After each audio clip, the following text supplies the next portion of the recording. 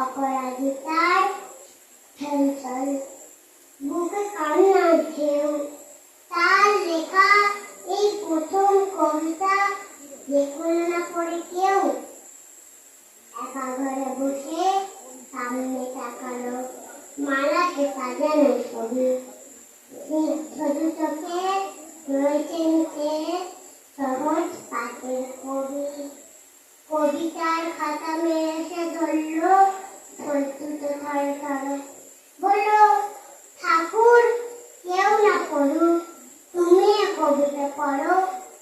কি জানি কি করে কি যে বলে গেল কথার সাথে সাথে যদি ঠাকুরের মালা থেকে ফুল ঝরল খাতাটাতে।